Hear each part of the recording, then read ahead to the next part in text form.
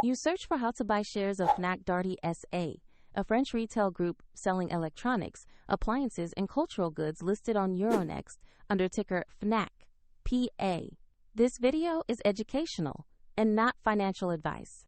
To buy shares, you need a broker account, and we use eToro as an example to show the process. After registering, you must verify your account, usually with an ID document, and add funds before you can place an order. Use the platform search bar and type the ticker FNAC.PA to find the company quickly. Choose the result that clearly shows Fnac Darty SA on Euronext to ensure it is the correct listing.